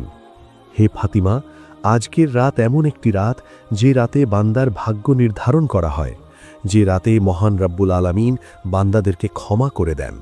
এটা হলো অর্ধ শাবানের রাত, শাবানের ১৪ তারিখের দিবাগত রাত। অর্ধ শাবানের রাতে মহান রব্বুল আলামিন বান্দাদের দিকে মনোযোগ দেন এবং ক্ষমা প্রার্থনাকারীদের ক্ষমা করেন, অনুগ্রহ প্রার্থীদের অনুগ্রহ করেন, বিদ্বেষ পোষণকারীদেরকে ছেড়ে দেন তাদের অবস্থাতেই। হে ফাতিমা, আমি সেজদায় পড়ে জান্নাতুল বাকিতে যারা শায়িত আছেন তাদের জন্য মহান রব্বুল আলামিনের কাছে দোয়া করেছি। কেননা আমি যা জানি তা তোমরা জানো না, আমি যা দেখি তা তোমরা দেখো না। আমি রসূল যখন কবরের পাশে এসে দাঁড়াই, কবরবাসীদের সাথে মহান রব্বুল আলামিন কি আচরণ করেন তোমরা দিনের বেলায় যেমন সব কিছু স্পষ্ট দেখতে পাও, আমি তেমনি কবরের আযাব স্পষ্ট দেখতে পাই। ফাতিমা, আমি জান্নাতুল বাকিতে চলে এসেছি আমার সাহাবীদের জন্য আল্লাহর তাআলার দরবারে মাগফিরাত কামনা করতে। মহান রব্বুল আলামিন যেন আমার সাহাবীদেরকে জান্নাতের কঠিন আযাব থেকে নাজাত দান করেন। সুবহানাল্লাহ। একদা বিশ্বনবী সাহাবীদের এক মজলিসে উপস্থিত ছিলেন। এমন সময় সেখানে একজন গ্রাম্য বেদুইন উপস্থিত হল। তখন তার হাতে শিকারকৃত একটা গুই সাপও ছিল। সেই বেদুইন গ্রাম্য ব্যক্তি হযরত মুহাম্মদ সাল্লাল্লাহু আলাইহি ওয়াসাল্লামের দিকে ইশারা করে সাহাবায়ে কেরামদেরকে জিজ্ঞেস করল, তিনি কে? সাহাবায়ে কেরাম উত্তর দিলেন, তিনি আল্লাহর রসূল, প্রিয় নবী হযরত মুহাম্মদ সাল্লাল্লাহু আলাইহি ওয়াসাল্লাম। ইনি হলেন জিন ও ইনসানের নবী, ইনি হলেন তামাম বিশ্বজাহানের নবী। অতঃপর সেই গ্রাম্য ব্যক্তি বলল, আমি লাত উজ্জার কসম করে বলছি, আমি তাকে নবী বলে স্বীকার করি না। তবে আমার হাতে যে শিকারকৃত গুই সাপ রয়েছে, সেই সাপটি যদি কথা বলে তার নবুয়তের ব্যাপারে স্বীকৃতি দান করে, তাহলে আমি তাকে নির্দ্বিধায় নবী বলে মেনে নেব। হে মুহাম্মদ, যতক্ষণ পর্যন্ত এই গুই সাপটি আপনার উপর ঈমান না আনবে, ততক্ষণ পর্যন্ত আমিও আপনার উপর ঈমান আনব না। তখন হযরত মুহাম্মদ সাল্লাল্লাহু আলাইহি ওয়াসাল্লাম বললেন, হে বেদুইন, তুমি সত্যি করে বলো তো, ওই গুই সাপটি যদি তোমার কথা মতো আমার উপর ঈমান আনে, আমার নবুয়তের ব্যাপারে স্বীকৃতি প্রদান করে, তাহলে কি তুমি আমার প্রতি ঈমান আনবে? তখন বেদুইন ব্যক্তি জবাব দিল, যদি সত্যিই এটি হয়, তাহলে আমি নির্দ্বিধায় আপনাকে নবী বলে স্বীকার করে নেব এবং আপনার প্রতি ঈমান আনব। তখন আল্লাহর নবী বেদুইনকে বললেন, তুমি গুই সাপটিকে ছেড়ে দাও। রাসূলুল্লাহ সাল্লাল্লাহু আলাইহি ওয়াসাল্লামের আদেশ মতো সেই বেদুইন ব্যক্তি তার সামনে সাপটিকে ছেড়ে দিল। এরপর আল্লাহর নবী গুই সাপটিকে বললেন, হে গুই সাপ। গুই সাপকে ডাকার সাথে সাথে সেই সাপটি সকলের বোধগম্য বিশুদ্ধ আরবি ভাষায় জবাব দিল, লাব্বাইক ইয়া রাসূলাল্লাহ, আমি আপনার খেদমতে উপস্থিত এবং আমি আপনার অনুগত। গুই সাপের এ কথাগুলো উপস্থিত সকলে শুনল এবং বুঝতে পারল।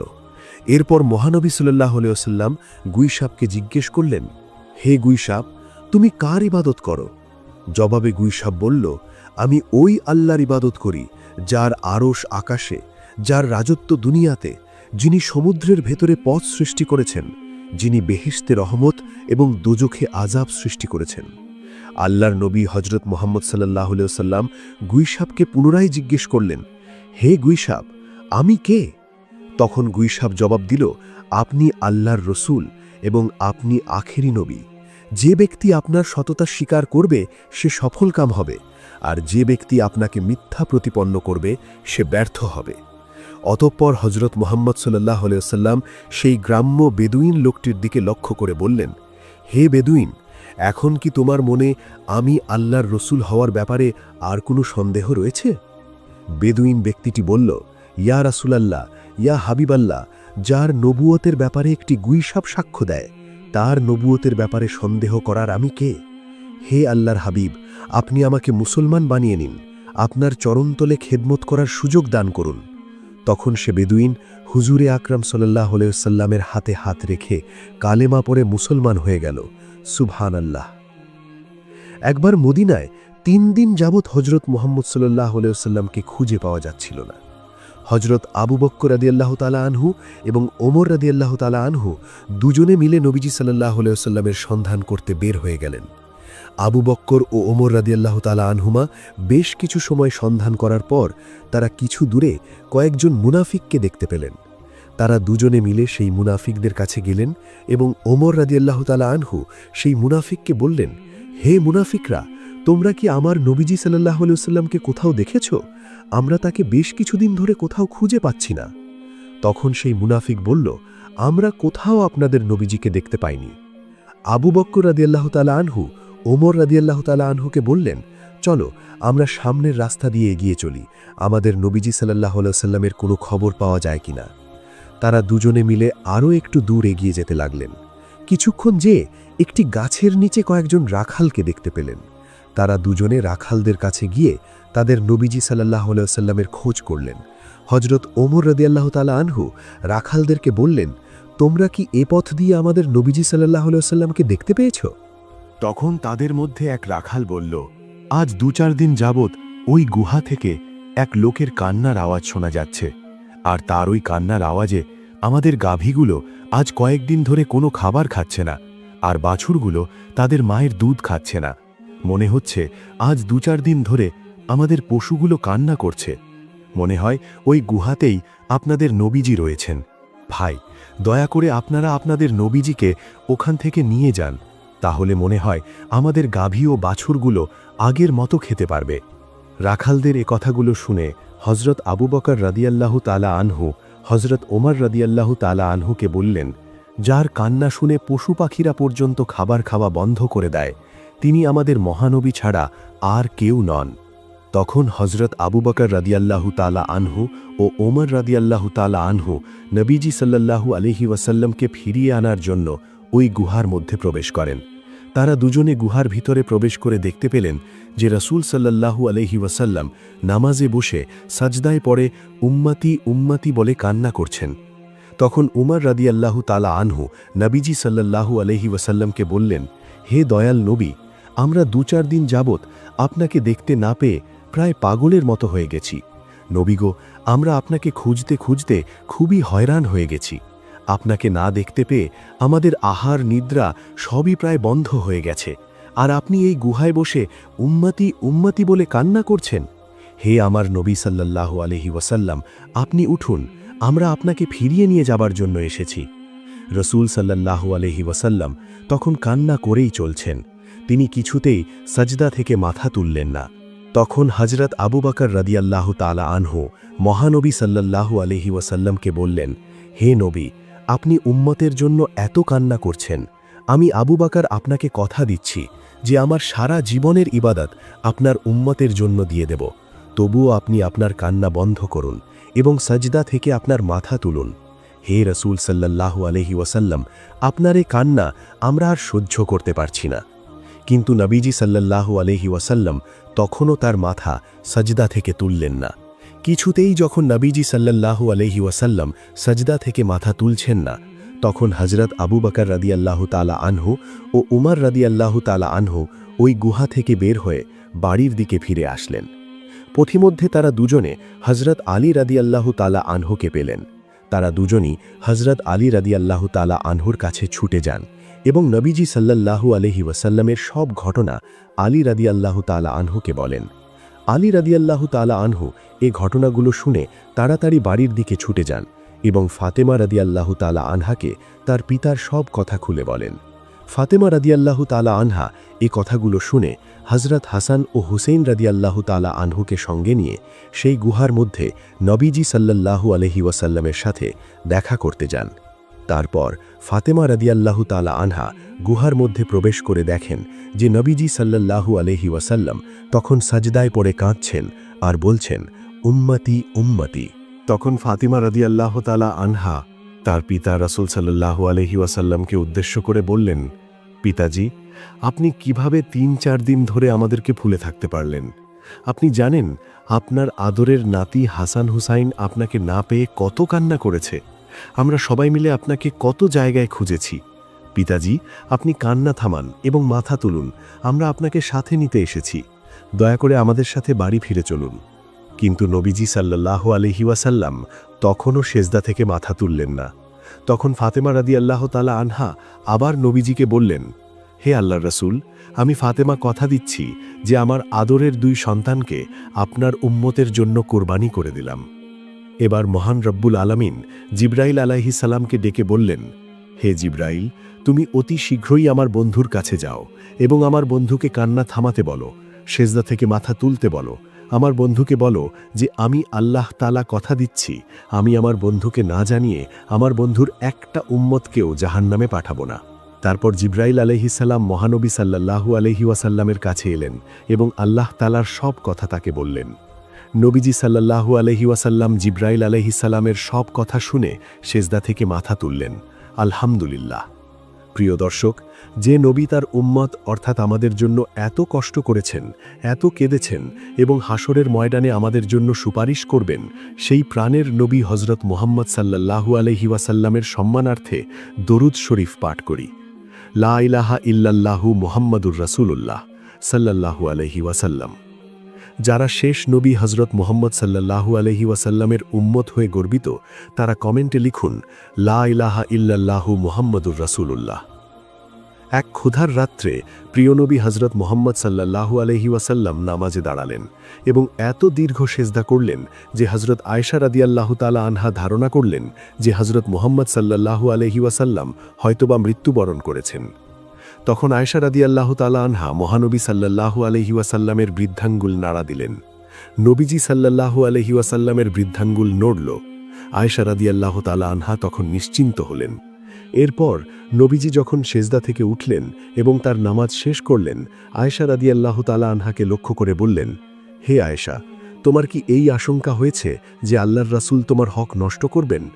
উত্তরে আয়েশা রাদিয়াল্লাহু তাআলা আনহা বললেন, না ইয়া রাসূলাল্লাহ, আপনার দীর্ঘ সেজদা দেখে আমি এই আশঙ্কা করছিলাম যে আপনি মৃত্যুবরণ করেছেন কিনা। নবীজি সাল্লাল্লাহু আলাইহি ওয়াসাল্লাম তখন জিজ্ঞেস করলেন, হে আয়েশা, তুমি কি জানো এটা কোন রাত?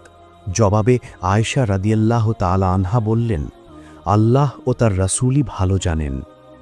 অতঃপর প্রিয় নবী হযরত মুহাম্মদ সাল্লাল্লাহু আলাইহি ওয়াসাল্লামের সাত করলেন, হে আয়েশা, এটা হলো অর্ধ শাবানের রাত, শাবানের 14 তারিখের দিবাগত রাত।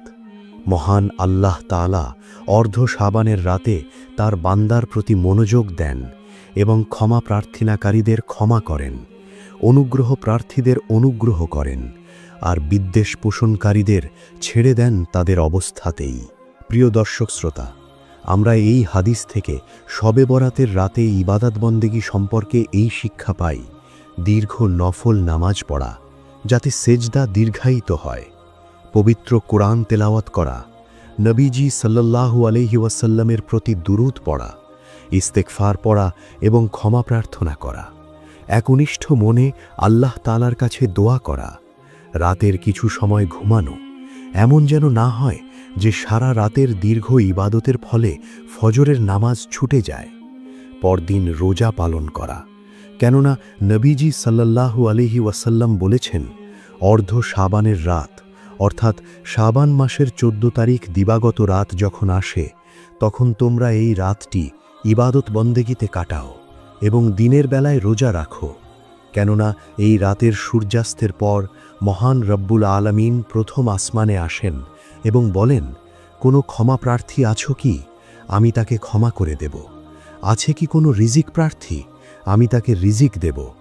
এভাবে সুবহে সাদিক পর্যন্ত মহান রব্বুল আলামিন তার বান্দাদের ডাকতে থাকেন, সুবহানাল্লাহ।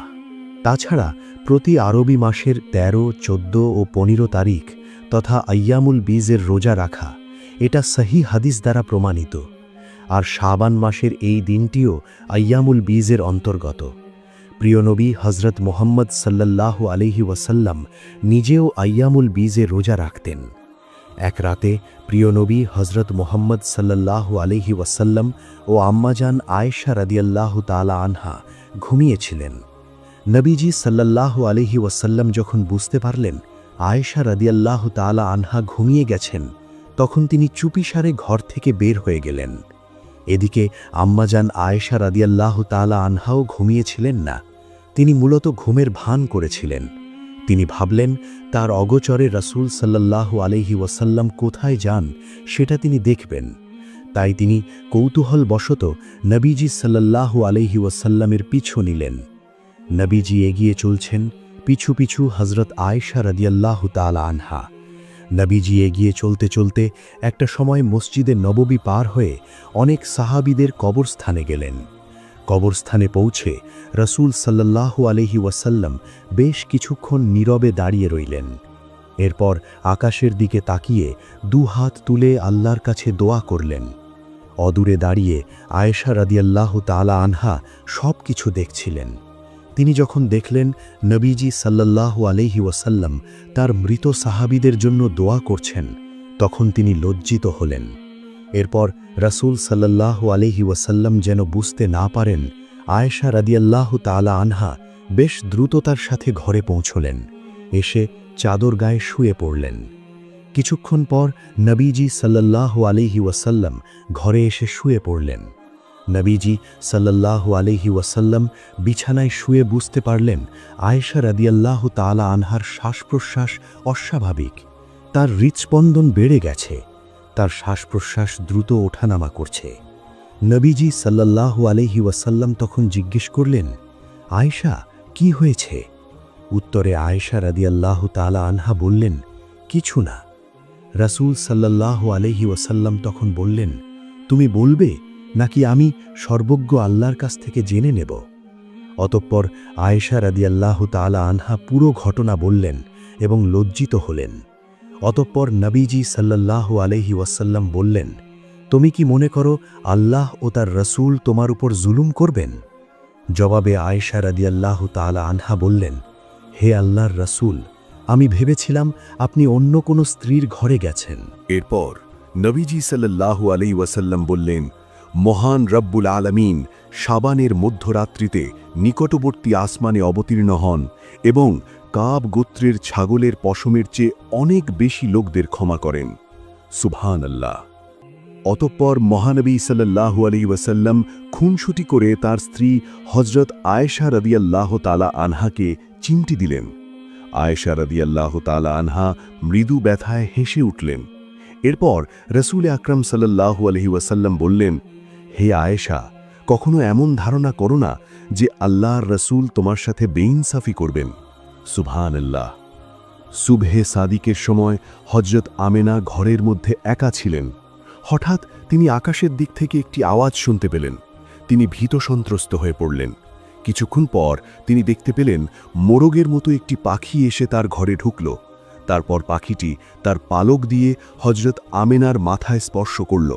সাথে সাথে হযরত আমেনার ভেতর থেকে সমস্ত ভয় দূর হয়ে গেল এবং তিনি বেশ আরাম বোধ করতে লাগলেন। ঘটনাটি ছিল 570 খ্রিস্টাব্দের 12ই রবিউল আউয়াল মাসের রোজ সোমবারের কথা।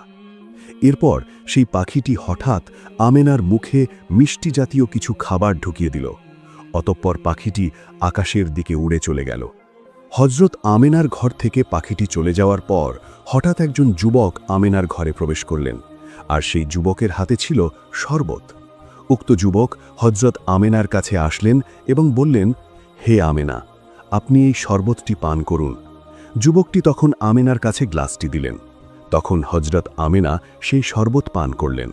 শরবতটি ছিল অত্যন্ত মিষ্টি, আর তার রং ছিল দুধের মতো সাদা। হযরত আমেনার শরবত খাওয়া হয়ে গেলে যুবকটি তখন চলে গেলেন। হযরত আমেনা যখন সেই শরবত পান করলেন, সেই সময় একটি জ্যোতি তার থেকে বের হয়ে ঊর্ধ্ব আকাশের দিকে চলে গেল। অতঃপর কয়েকজন সুন্দরী রমণী এসে উপস্থিত হলেন আমেনার কাছে।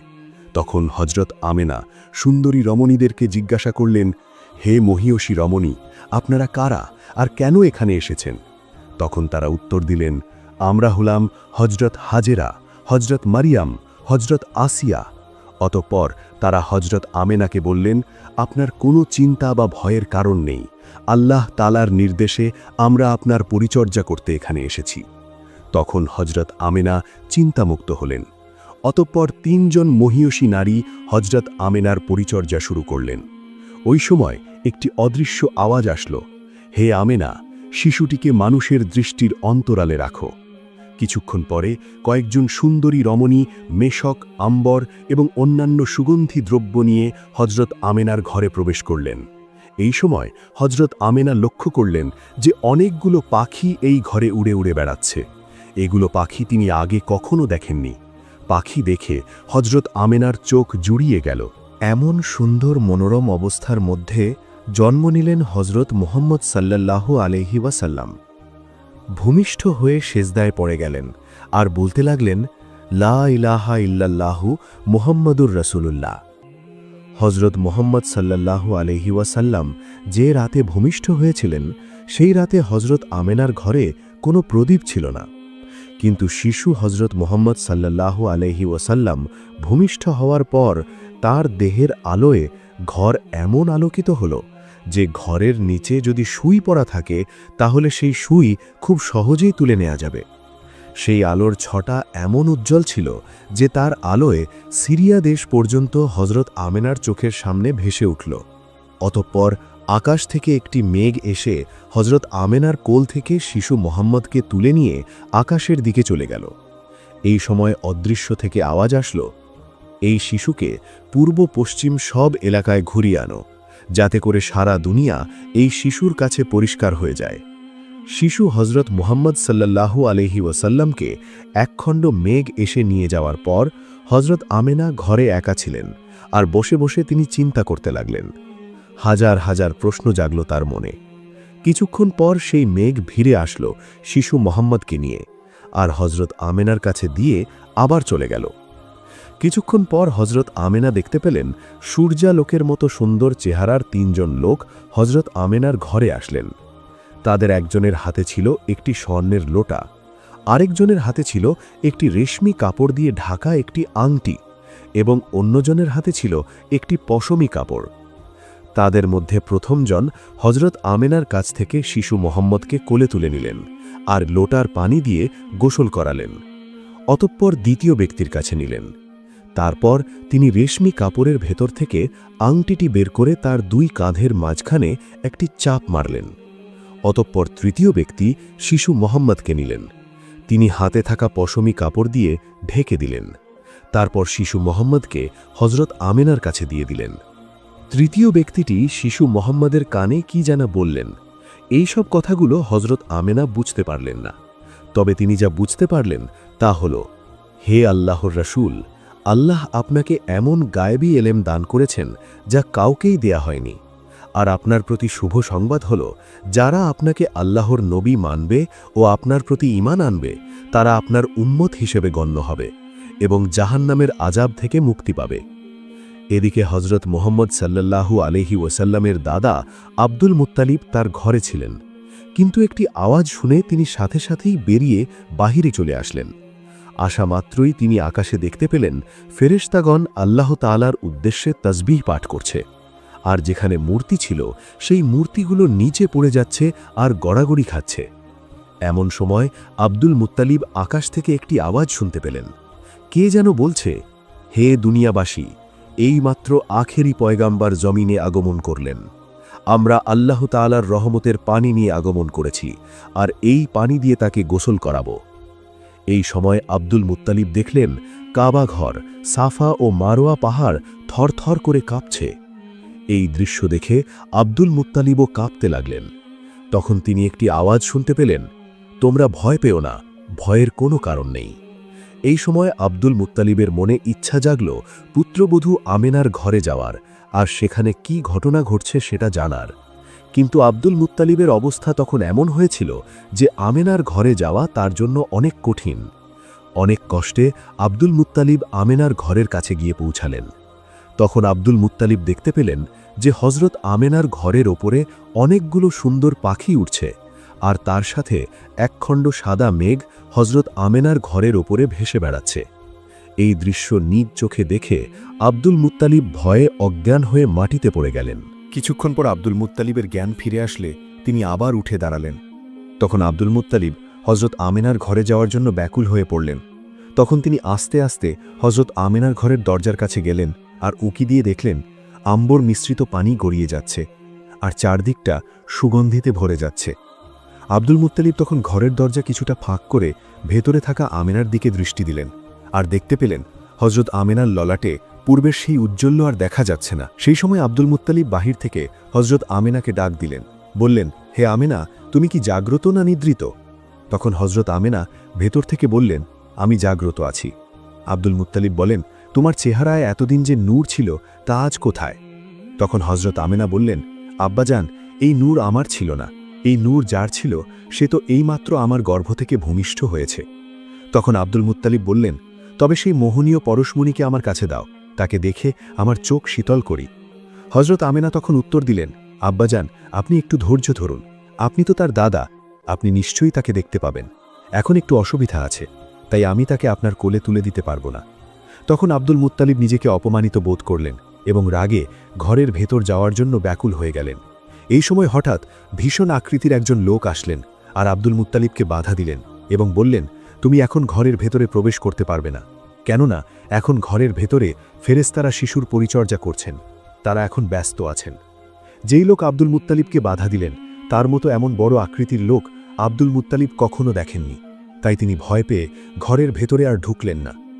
এই ঘটনা আব্দুল মুত্তালিব সকলকে জানানোর ইচ্ছা করলেন, কিন্তু তা সম্ভব হল না, কারণ সেই সময় হঠাৎ করে আব্দুল মুত্তালিবের জবান বন্ধ হয়ে গিয়েছিল এবং 7 দিন যাবৎ তার মুখ থেকে কোনো কথাই বের হল না। হাদিস শরীফে বর্ণিত আছে, হজরত মুহাম্মদ সাল্লাল্লাহু আলাইহি ওয়াসাল্লাম যেদিন জন্মগ্রহণ করেছিলেন সেদিন দুনিয়াতে যেখানে যত মূর্তি ছিল সব মূর্তি মাটিতে পড়ে আল্লাহকে সেজদা করেছিল। অগ্নিপূজক পারস রাজার রাজপ্রাসাদের ছাদে নির্মিত 12টি গম্বুজ ভেঙে পড়েছিল। মক্কায় কাফেরদের কাবাঘরে স্থাপিত 307টি মূর্তি পড়ে গিয়েছিল। ওই দিন কোনো বাদশাহের সিংহাসন বাকি রইল না যে মাটিতে পড়েনি। পূর্ব সীমান্ত থেকে পশ্চিম সীমান্ত পর্যন্ত এমন কোনো জীবজন্তু ছিল না যারা হজরত মুহাম্মদ সাল্লাল্লাহু আলাইহি ওয়াসাল্লামের শুভ আগমনে আনন্দিত হয়নি। আলহামদুলিল্লাহ, লা ইলাহা ইল্লাল্লাহু মুহাম্মাদুর রাসূলুল্লাহ। একদা রাসূল সাল্লাল্লাহু আলাইহি ওয়াসাল্লাম ওয়াজ করছিলেন, তখন একজন ব্যক্তি সেখানে এসে উপস্থিত হল। সেই ব্যক্তির পরিধেয় বস্ত্র ছিল সাদা ধবধবে এবং চুলগুলো ছিল কৃষ্ণবর্ণের। তার মধ্যে ভ্রমণের কোনো চিহ্ন, ধুলাবালি বা ক্লান্তির কোনো ছাপ ছিল না। সেখানে উপস্থিত থাকা কেউই তাকে চিনতে পারল না। সে এখানে এসেই রাসূল সাল্লাল্লাহু আলাইহি ওয়াসাল্লামের উভয় জানুর ওপর তার হাতগুলো রেখে প্রশ্ন করতে শুরু করলেন। প্রথমেই জিজ্ঞাসা করলেন, হে আল্লাহর রাসূল, আমাকে আপনি বলুন, ইসলাম কাকে বলে? সেই প্রশ্ন শুনে মুহাম্মদ সাল্লাল্লাহু আলাইহি ওয়াসাল্লাম বললেন, ইসলামের মূল বিষয় হল ইবাদতের উপযুক্ত একমাত্র আল্লাহ এবং মুহাম্মদ সাল্লাল্লাহু আলাইহি ওয়াসাল্লাম তার সত্য রাসূল। এ কথা বিশ্বাস করে নামাজ পড়া, যাকাত আদায় করা, রমজান মাসে রোজা রাখা এবং সামর্থ্য থাকলে হজ ব্রত পালন করা। রাসূল সাল্লাল্লাহু আলাইহি ওয়াসাল্লামের প্রশ্নের উত্তর শুনে উক্ত ব্যক্তি বললেন, ইয়া রাসূলুল্লাহ, আপনি সত্য বলেছেন। অতঃপর উক্ত ব্যক্তি আবার প্রশ্ন করলেন, আমাকে বলুন, ঈমান কাকে বলে? রাসূল সাল্লাল্লাহু আলাইহি ওয়াসাল্লাম এবারও উক্ত ব্যক্তির প্রশ্নের উত্তরে বললেন, ঈমান হলো তুমি আল্লাহর উপর বিশ্বাস স্থাপন করো, তার ফেরেশতা, কিতাব, সমস্ত আম্বিয়া, কিয়ামতের পুনরুত্থান এবং ভালোমন্দ তাকদীরের উপর নির্ভরশীল এই বিষয়গুলোর উপর। তখন সেই ব্যক্তি রাসূল সাল্লাল্লাহু আলাইহি ওয়াসাল্লামের প্রশ্নের উত্তর শুনে এবার বললেন, আপনি সত্য বলেছেন। সে পুনরায় জিজ্ঞাসা করল, এহসান কাকে বলে? তার সেই প্রশ্ন শুনে রাসূল সাল্লাল্লাহু আলাইহি ওয়াসাল্লাম বললেন, এমনভাবে আল্লাহর ইবাদত করো যেন তাকে তুমি দেখছ। এতটা সম্ভব না হলে অন্তত আল্লাহ তোমাকে দেখছেন, মনে মনে এই খেয়াল করে আল্লাহ তাআলার ইবাদত করো। তখন উক্ত ব্যক্তি বললেন, ইয়া রাসূলুল্লাহ, আপনি সত্য বলেছেন। শেষবারের মতো উক্ত ব্যক্তি রাসূলকে জিজ্ঞাসা করলেন, আপনি বলুন, কিয়ামত কখন আসবে? রাসূল এবারেও উত্তর দিলেন, এই বিষয়ে প্রশ্নকারীর চেয়ে বেশি আমার জানা নেই। উক্ত ব্যক্তি তখন বললেন, কিয়ামতের নিদর্শনগুলো আপনি বর্ণনা করুন। আল্লাহ রাসূল সাল্লাল্লাহু আলাইহি ওয়াসাল্লাম তখন বললেন, দাস দাসীরা তাদের মনিব জন্ম দিতে শুরু করবে। অভিজাত পরিবারে দাসী রাখার রেওয়াজ চালু হবে এবং তাদের গর্ভে যে সকল সন্তান জন্মগ্রহণ করবে পিতৃবিবেচনায় তাদেরকে শাহজাদা শাহজাদি হিসেবে গ্রহণ করা হবে, অথচ তাদের মাতা হবে দাসী। মোট কথা, ভোগ বিলাসের প্রবণতা বৃদ্ধি পাবে। রাসূল সাল্লাল্লাহু আলাইহি ওয়াসাল্লামের এই বক্তব্যের অর্থ এও হতে পারে যে সন্তানেরা পিতামাতার অবাধ্য হবে, তাদের সাথে এমন আচরণ করবে যে তারা হলেন ঘরের দাসী। অতঃপর রাসূল কিয়ামতের অন্যান্য বিষয়ে আলোচনা করে বললেন, রাখাল শ্রেণীর লোকেরা এত সম্পদের মালিক হবে যে তারা অনেক উচ্চ ভবনাদি নির্মাণ করবে। অতঃপর আগন্তুক ব্যক্তি অদৃশ্য হয়ে গেলেন। তখন রাসূল উপস্থিত থাকা সকলকে বললেন, তাকে আমার কাছে ডেকে আনো। কিন্তু সেই ব্যক্তিকে কোথাও খুঁজে পাওয়া গেল না। তখন হযরত ওমর রাদিয়াল্লাহু তাআলা আনহুকে রাসূল সাল্লাল্লাহু আলাইহি ওয়াসাল্লাম বললেন, তুমি কি জানো ওই প্রশ্নকারী ব্যক্তিটি কে? তখন হযরত ওমর বললেন, আল্লাহ এবং তার রাসূলই তা ভালো জানেন। রাসূল তখন বললেন, তিনি হলেন হযরত জিবরাইল আলাইহিস সালাম। তিনি ছদ্মবেশে তোমাদের কাছে দ্বীনের কথা বলতে এসেছিলেন। রাসূল সাল্লাল্লাহু আলাইহি ওয়াসাল্লামের পুরো জীবনটা এমন অসংখ্য উদাহরণ দিয়ে পরিপূর্ণ। আল্লাহ আমাদেরকে রাসূলের উসিলায় বেহেশত নসিব করুন, আমিন। আজ থেকে ১৫০০ বছর পূর্বে আরবের লোকেরা বনে জঙ্গলে বিভিন্ন ধরনের পশু পাখি শিকার করত। এর মধ্যে তাদের প্রিয় ছিল হরিণ। একদিনের এক ঘটনা, একজন কাফের এক জঙ্গলের দিকে যাচ্ছিল শিকারের জন্য। হঠাৎ করে সে দেখতে পেল একটি হরিণ এবং সে হরিণকে ধাওয়া করল। পেছন থেকে চলতে চলতে একটা পর্যায়ে সে হরিণটিকে তার জাল গিয়ে ধরে ফেলল। আর ওই হরিণটি ছিল মূলত একটি হরিণী। তার ছিল ২টি বাচ্চা হরিণ যারা তার দুধ পান করত। হরিণীটি সেই কাফেরের জালে বন্দী হয়ে তার চোখ থেকে পানি গড়াতে লাগল। এদিকে কাফের হরিণটিকে ধরে ভাবল কিভাবে সে নিয়ে যাবে। তাই হরিণীর হাত পা বেঁধে সে তার দড়ি দিয়ে টেনে টেনে হরিণটিকে নিয়ে যেতে লাগল। এভাবেই পথ চলতে চলতে সেই কাফেরটি একটা সময় হয়রান হয়ে গেল। সে একটু সময় থামল। এই কাফের যখন হরিণটিকে নিয়ে রাস্তায় থামল, তখন এই পাশের পথ দিয়ে যাচ্ছিলেন দোজাহানের বাদশাহ, আমাদের সকলের প্রিয় নবী হযরত মুহাম্মদ সাল্লাল্লাহু আলাইহি ওয়াসাল্লাম। প্রিয় নবীকে দেখে আল্লাহর রহমতে হরিণীটির মুখে জাবান খুলে গেল। সে বলল, আসসালামু আলাইকুম ইয়া রাসূল আল্লাহ। হে রাসূল আল্লাহ, আপনি আমাকে একটি বিপদ থেকে বাঁচান। এই লোকটি আমাকে ধরে নিয়েছে, আমাকে বন্দী করে রেখেছে। এদিকে আমার ২টি বাচ্চা তাদের দুধের তৃষ্ণায় কান্নাকাটি করছে। আপনি যদি আমাকে কিছু সময়ের জন্য মুক্তি দিতেন, তবে আমি আমার বাচ্চাকে দুধ খাইয়ে চলে আসতাম। এ কথা শুনে হযরত মুহাম্মদ সাল্লাল্লাহু আলাইহি ওয়াসাল্লামের হৃদয় সাগরে দয়ার তুফান উঠল। তিনি রীতিমতো কাতর হয়ে গেলেন। এসে কাফেরকে বললেন, শোনো হে লোক, এই হরিণীটিকে ছেড়ে দাও। তার 2টি বাচ্চা আছে, সে তার বাচ্চাকে দুধ পান করিয়ে তারপর আবার চলে আসবে। তখন কাফের লোকটি অনেকটা তাচ্ছিল্যের সুরে বলল, হে আল্লাহর নবী, এটা আমি কি করে বিশ্বাস করব? এই হরিণীটিকে ছেড়ে দিলে তার বাচ্চাকে দুধ পান করিয়ে চলে আসবে? কোনো বোকা লোকও এটা বিশ্বাস করবে না। তখন হযরত মুহাম্মদ সাল্লাল্লাহু আলাইহি ওয়াসাল্লাম বললেন, তাহলে একটা কাজ করো, হরিণীটি ফিরে না আসা পর্যন্ত তুমি আমাকে বেঁধে রাখো, এবং একই সাথে কথা বলছি, এর সমুদায় ক্ষতিপূরণ আমি তোমাকে প্রদান করব। এ পর্যায়ে কাফের ব্যক্তিটি রাজি হয়ে গেল। সে হরিণীটিকে ছেড়ে দিল এবং হযরত মুহাম্মদ সাল্লাল্লাহু আলাইহি ওয়াসাল্লামকে বেঁধে ফেলল। এদিকে হরিণী তার 2টি সন্তানকে দুধ পান করিয়ে তাদেরকে বলল, তোমরা আমার প্রতি মায়া ত্যাগ করো, আমি তোমাদেরকে ছেড়ে চলে যাব। আমাকে একজন ব্যক্তি বন্দী করে ফেলেছিল তার জালে। এরপর দোজাহানের বাদশাহ হযরত মুহাম্মদ সাল্লাল্লাহু আলাইহি ওয়াসাল্লাম নিজে বন্দী হয়ে আমাকে পাঠিয়েছেন। আমি যদি না যাই তাহলে তিনি কষ্ট পাবেন। আমাকে দ্রুত ফিরে যেতে হবে এবং আমার আশা তোমরা করো না, আমাকে ওই ব্যক্তিটি নিয়ে যাবে। এদিকে তাদের বাচ্চা 2টো হরিণ কাঁদতে লাগল, রীতিমতো হাউমাউ করে। তাদের চোখ দিয়ে জল গড়িয়ে পড়ছিল, কিন্তু কিছু করার নেই, মা হরিণী চলেই যাচ্ছে। এদিকে একটা পর্যায়ে হযরত মুহাম্মদ সাল্লাল্লাহু আলাইহি ওয়াসাল্লাম এবং কাফের লক্ষ্য করলেন হরিণীটি ফিরে আসলো। হরিণীর এই ফিরে আসা দেখে কাফের ব্যক্তি কোনোভাবেই বিশ্বাস করতে পারল না। সে হতবাক হয়ে গেল, এটা কি করে সম্ভব? সে এক পর্যায়ে হরিণীর দিকে তাকাচ্ছে, আবার হযরত মুহাম্মদ সাল্লাল্লাহু আলাইহি ওয়াসাল্লামের দিকে তাকাচ্ছে। সে তখন ভুল বুঝতে পারল, যাকে সে বেঁধে রেখেছে সে দোজাহানের বাদশাহ, আমাদের সকলের প্রিয় নবী হযরত মুহাম্মদ সাল্লাল্লাহু আলাইহি ওয়াসাল্লাম। সে হরিণীটিকে তার জাল থেকে মুক্ত করে দিয়ে হযরত মুহাম্মদ সাল্লাল্লাহু আলাইহি ওয়াসাল্লামের পায়ের কাছে এসে পড়ল। এসে বলল, হে আল্লাহর প্রেরিত নবী, আমাকে ক্ষমা করুন, আমি ইসলাম ধর্ম গ্রহণ করছি।